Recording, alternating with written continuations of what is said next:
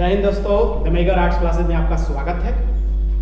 आज हम आपको पॉलिटिकल साइंस का 12th का शीत युद्ध का दौर पढ़ाने वाले हैं। ठीक है, पिछले 2 वीडियो हमने अपलोड किया है और डिस्क्रिप्शन में लिंक भी भेज देंगे। उसमें आपको हम बताए हैं कि शीत युद्ध क्या है, शीत युद्ध से आप क्या समझते हैं। ठीक है, इसमें 2 महाशक्तियाँ आई थी, कौन कौन आई थी, ये सब सारा उस वीडियो में बताया है। थोड़ा सा बता दे रहे। देखिए, शीत युद्ध बातचीत का युद्ध होता है, इसमें लड़ाई झंझट नहीं होता है, इसमें डर रहेगा, भय रहेगा।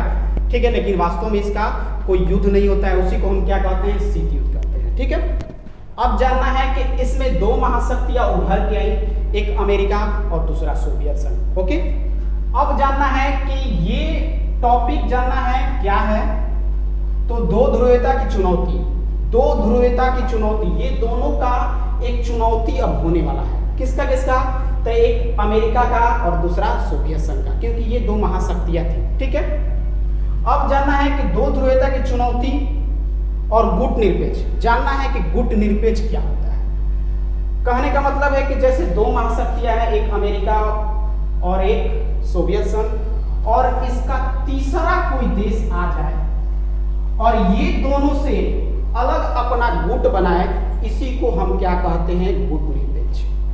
ये दोनों महाशक्तियों से एक अलग अपना गुट बनाए, उसी को हम क्या कहते हैं, गुट निरपेक्षता। ठीक है, अब जानना है कि देखिए यहाँ पर यहाँ सारा लिख दिए हैं, शॉर्ट में लिख दिए हैं। जब विश्व 2 ध्रुवों में बट रहा था, जब विश्व 2 ध्रुवों में बट रहा था, ऐसे में गुट निरपेक्ष आंदोलन ने एशिया, अफ्रीका, लातिनी अमेरिका के नए स्वतंत्र देश एक तीसरा विकल्प चुना।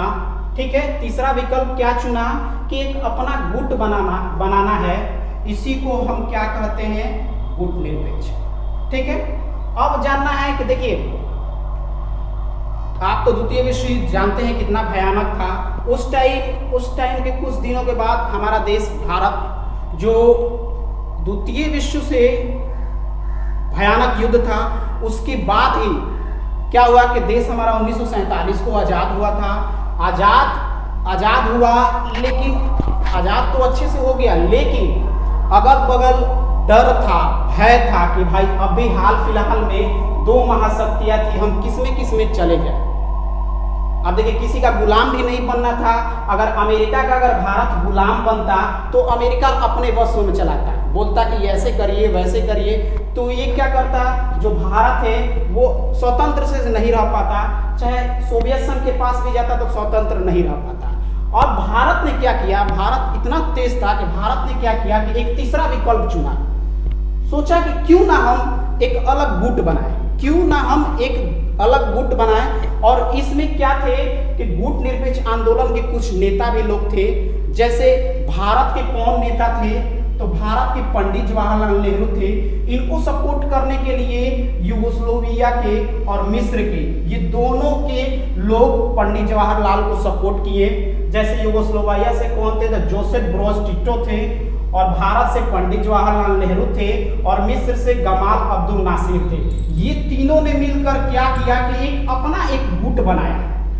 ठीक है, एक अपना गुट बनाया और इन दोनों देशों से एक अलग अपना गुट बनाया, इसी को हम क्या कहते हैं, गुट निरपेक्ष। ठीक है, ये तीनों तो मिलकर बनाए, लेकिन इनके साथ साथ दो और लोग भी आ गए। एक इंडोनेशिया से सुकर्णो और घाना से वामे एनक्रुमा। ये अब 5 लोग होकर मिलकर क्या किए, गुट निरपेक्ष बनाए। क्या किए कि 2 महाशक्तियों से एक अलग अपना गुट बनाए, उसी को हम क्या कहते हैं, गुट निरपेक्ष। ठीक है, अब जानना है कि गुट निरपेक्ष आंदोलन का पहला सम्मेलन कब हुआ था। मोस्ट इंपोर्टेंट है और ये बार बार पूछता है। ठीक है, वीडियो को अंत तक देखते रहिएगा। अब जानिए, गुट निरपेक्ष आंदोलन का पहला सम्मेलन कब हुआ था, तो 1961 में हुआ था, बेलग्रेड में हुआ था। कब हुआ था, तो 1961 में हुआ था, बेलग्रेड में हुआ था। और इसमें सदस्य देश कितने हैं, तो 25 सदस्य देश है। ठीक है, अब जानना है गुट निरपेक्ष आंदोलन का 14वां सम्मेलन कब हुआ। अब देखिए, गुट निरपेक्ष आंदोलन का 14वां सम्मेलन 2006 में हुआ और हवाना में हुआ था। हवाना कहाँ है, तो क्यूबा में है। ओके, अब जानना है कि इसमें सदस्य देश कितने हैं, तो 116 हैं। सदस्य देश कितने हैं, तो 116 हैं। ठीक है, कैसे भी इसको याद कर लीजिए या लिख लीजिए या इसको समझ लीजिए, ये मोस्ट इंपॉर्टेंट है और एग्जाम में ये फाइनल है, इससे क्वेश्चन आता है। ठीक है, वीडियो अच्छा लगे तो लाइक एंड सब्सक्राइब जरूर कीजिएगा। जय हिंद दोस्तों।